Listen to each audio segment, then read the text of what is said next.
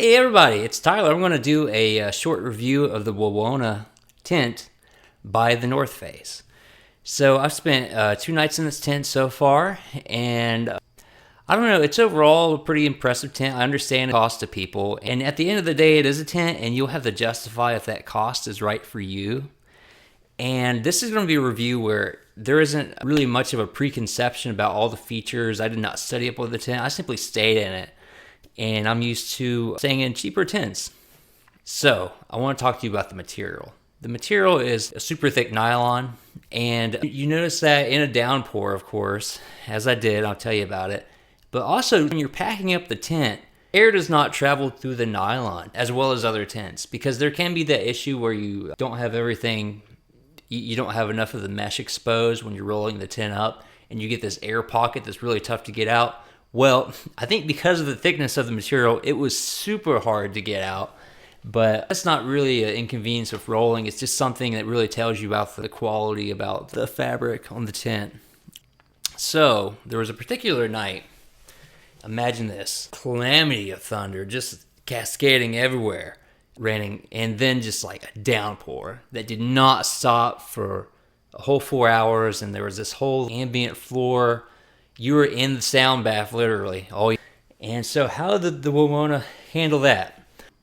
So it handled it excellently, but the initial gaffe was that water was coming in, and I did not know why. And I'm like looking, like filling up, and what the deal was, my mind had just not woken up enough to realize that the window is open. But there's something unique there. So on the cheaper tents that you're going to have the screen mesh on the outside, and then the solid part of the nylon on the inside, so you can just zip it up. Not here. If you've got the mesh only up, and then you need to close the window or the door, you could get soaked for a second, because, to check the weather, but you have to undo the mesh to be able to zip up the solid part. The mesh is pretty cool. It's this ultra fine mesh that disguises things more than the typical tent mesh.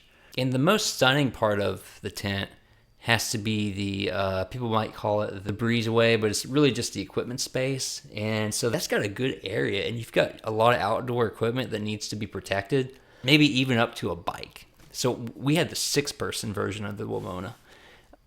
I think that would store that pretty well. I think it would store a good bit of outdoor equipment. And so I'm going to put a picture up of the Wawona, and also I'm going to put up a video of it. I've just rolled it up.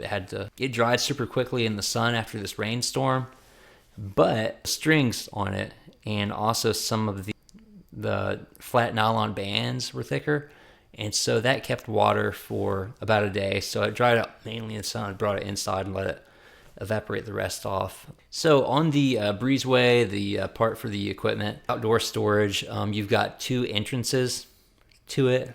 And so you got 2 entrances to that, so you can pick which one you want open, and then there's the main entrance to the tent.